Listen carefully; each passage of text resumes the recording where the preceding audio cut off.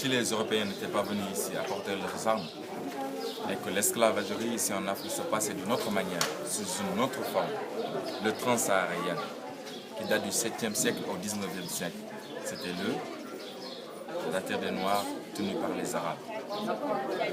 Vous voyez, eux c'était les Arabes noirs et les Blancs.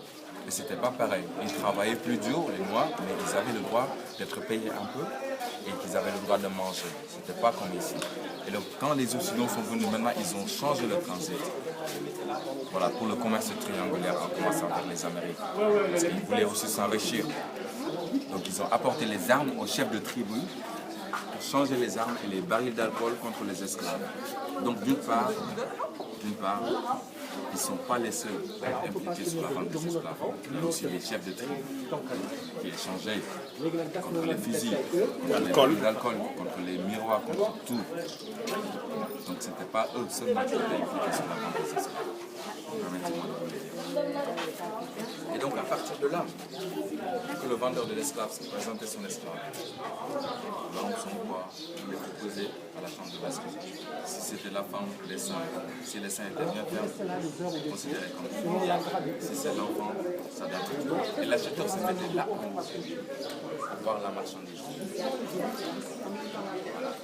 L'acheteur se mettait là et le vendeur se mettait là à présenter ses esclaves. Et vous voyez toutes les maisons des esclaves, tous les beaux, ils ont ces escaliers-là faits en forme d'étui de cheval.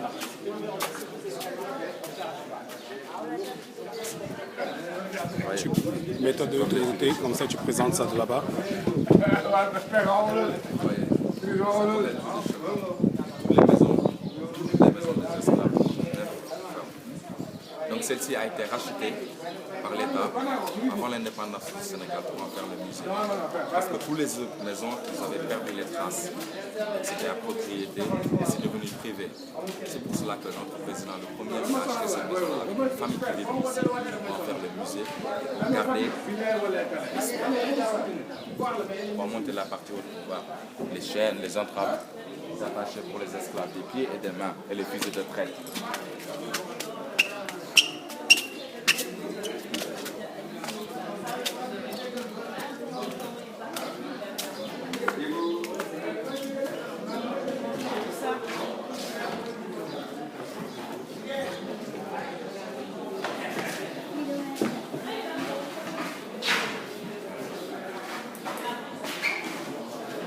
Ça a été retrouvé après l'abolition de l'esclavage. Ils ont retrouvé toutes les chaînes-là, regardez pour exposer ça. Donc ça c'était pour le cou, l'entrave pour le cou, et là pour les mains. Vous savez que c'était 2 à 2, par exemple toi, moi ici, toi là. Comme ça on est 2. Ça ne nous permet pas de fuir ou de courir ou de s'évader. Et donc de l'autre côté qu'il accrochait pour les deux avec une grosse boule de 10 kg croissant. Et ça, c'est l'entrave des pieds, des mains, des poignets, jusqu'ici. Et ça, c'est les fusils de traite. C'était tenu par les gardes noirs qui étaient forcés à les tenir. Parce que si tu ne voulais pas être garde, tu vas demeurer esclave. Donc, ils prenaient les plus forts pour garder les autres. En plus, ils ramenaient les plus forts. Donc, les originaires du Bénin, qu'on appelait les Yoruba, ils étaient les plus vendus. Oui. Parce qu'ils les appelaient les éléments génitaux. C'est eux qui pouvaient faire leur reproduction dans les plantations. C'est pour cela qu'ils choisissaient les Yoruba. Ils étaient plus longs de plus de 2 mètres. Ils étaient plus forts, plus de 150 kg. Ouais.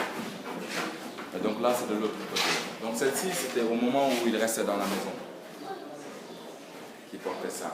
Et ça, c'était au moment où ils regagnaient les bateaux pour aller aux Amériques, Antilles, Haïti, Brésil, Cuba, ou la Guadeloupe.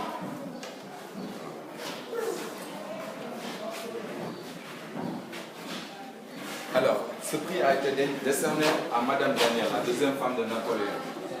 C'est elle qui achetait les jeunes filles esclaves qui les libérait, qui leur donnait la liberté. C'est comme Anne-Marie Javoué, la première sœur qui est venue ici, missionnaire catholique, pour convertir les jeunes filles, pour être des sœurs. C'était un peu comme la dame de la Vierge, mais ce n'était pas pareil. C'est pour cela que vous avez les 2 bâtiments qui ont la forme d'un bateau. juste à côté de la maison d'esclaves, en face. De l'autre côté, c'était la deuxième femme de Napoléon. De l'autre côté, c'était Anne-Marie Javoué. Donc ce sont eux qui achetaient les esclaves, qui leur donnaient la liberté. C'est pour cela qu'il a eu un pied de scène.